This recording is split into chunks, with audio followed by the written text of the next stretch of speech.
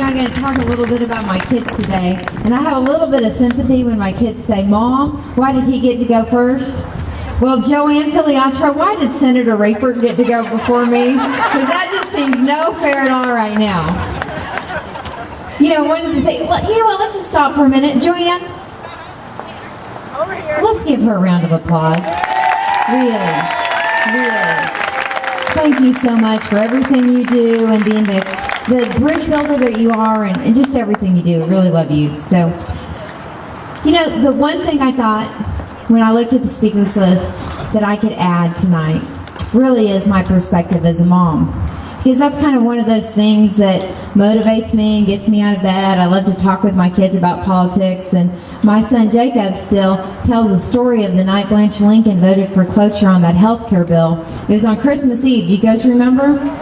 Yeah. And I was making cookies. I knew it was going to happen. But as soon as she did it, I was in my closet crying. And I'm all, I'll be out in a minute, kids. And my son's going, Mom, did Blanche Lincoln vote for cloture? And I was like, at least the next generation will know. So, that's, as a parent, that's what I do. I try and give my kids perspective. When Nicholas tells me he wants, the next technological gadget, I try and give him perspective on the difference between wants and needs. And when Jacob doesn't want to read a book and he wants to watch television, I try and give him perspective on you get your work done first before you play. And when really any of the three of them say, Mom, I'm not going to do that, I don't want to do that chore, I give them perspective on who pays the bills. That's what we do as parents, right? My parents were great at giving perspective. My dad was probably the master. In the 1970s, I have 9 brothers and sisters, there's 10 of us. We started a construction company in our garage. And he had sent my 6 brothers out to hang a steel pavilion at the county fairgrounds for the Lions Club. It was a beer hut. And it was snowing. They didn't have a crane. They only had a cherry picker.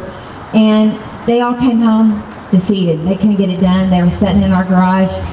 And my dad comes in. He sees me. He goes, oh, good job. You guys finished early. And Benny, the politician of my family, stands up and says, well, Dad, it's snowing. The cherry picker's broke. And he goes on and on with the list of why they couldn't get the job done. And he ended it with, Dad, if we go back out there, we're going to freeze to death. And my dad said, Benny, freeze to death, starve to death. Today you take your pick. And it was really amazing that an impossible task to them, with a new perspective, they were able to go out and get the job done.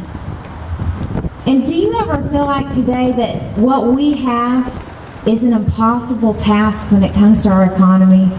Does it ever overwhelm you guys? Just raise your hands if you feel like, when you hear the federal government spends over $30,000 a family in just spending, does that overwhelm you? It overwhelms me. When you hear that the state of Arkansas spends $12 million a day, does that overwhelm you?